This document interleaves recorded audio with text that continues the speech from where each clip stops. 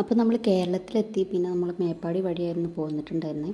അതുകൊണ്ട് നമ്മളിപ്പോൾ ചൂരൽമലയിൽ ഒന്ന് പോകാം. അപ്പോൾ വീഡിയോയിൽ കാണുന്ന പോലെയല്ല, നമ്മളിപ്പോൾ ടൗണിൽ നിന്ന് കുറേ ഉള്ളോട്ട് വരണം കേട്ടോ. ഈ ഒരു ചൂരൽമല, ഈ ഒരു സ്കൂളൊക്കെ നിൽക്കുന്ന ആ ഒരു സ്ഥലത്തേക്ക്.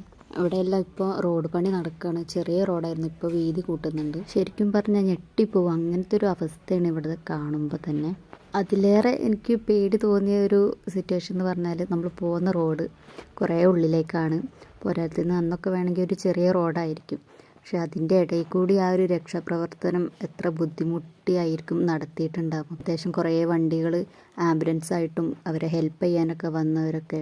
അപ്പോൾ ഇത് നമ്മുടെ പട്ടാളക്കാർ നിർമ്മിച്ച വേലിപ്പാലാണ്. ഇതിൻ്റെ മുകളിലൂടെ പിന്നെ അവിടുത്തുകാർക്ക് പോകാൻ വണ്ടി കയറ്റാനൊക്കെ പറ്റുന്നുണ്ട്. നമ്മൾ പുറത്തുനിന്ന് വരുന്നവരുടെ വാഹനമൊക്കെ അവിടെ ഒരു സ്ഥലത്ത് സ്റ്റോപ്പ് ചെയ്തിട്ട് അവിടുന്ന് നടന്നാണ് നമ്മൾ വരുന്നത്. ഇതൊക്കെ അന്ന് അപകടത്തിൽപ്പെട്ട വീടുകളും കടകളൊക്കെയാണ്. ഇതിലുള്ള ആ ഒരു കല്ലുകൾ തന്നെ കണ്ടാൽ നമുക്ക് മനസ്സിലാവും എത്രത്തോളം അതിൻ്റെ ഒരു ഇമ്പാക്റ്റ് ഉണ്ടായിട്ടുണ്ട് എന്ന്.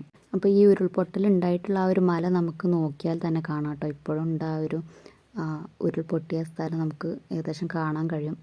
അവിടെ നിന്ന് ഇത്രയും ദൂരത്തോളം ഈ ഒരു ചൂരൽമല ടൗണിൽ വരെ ഇതിൻ്റെ ഒരു ആഘാതം എത്തിയിട്ടുണ്ടെന്ന് പറയുമ്പോൾ വിശ്വസിക്കാനാവില്ല കേട്ടോ നമുക്ക്. ഇവിടെയുള്ള ഈ ഒരു വലിയ വലിയ കല്ലുകളൊക്കെ അന്നത്തെ ആ ഒരു ഉരുൾപൊട്ടലിൽ ഇങ്ങോട്ട് എത്തിയിട്ടുള്ളതാണ്, ആ മലയിലൂടെയും ആ പുഴയിലൂടെയൊക്കെ. ഒന്നോർത്താൽ സങ്കടമാണ്. ഒരു നിമിഷം കൊണ്ടാണ് അത്രയും ആളുകളെ നമുക്ക് നഷ്ടമായത്.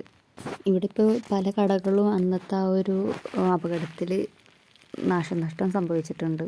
പിന്നെ ചില ആളുകൾ ഇവിടെ ഇപ്പം കച്ചവടം തുടങ്ങിയിട്ടുണ്ട് ചെറുതായിട്ട്. ഇതൊക്കെ ആയിരിക്കും ഇപ്പോൾ അവരുടെ ഒരു വരുമാനം എന്ന് പറയുന്നത്.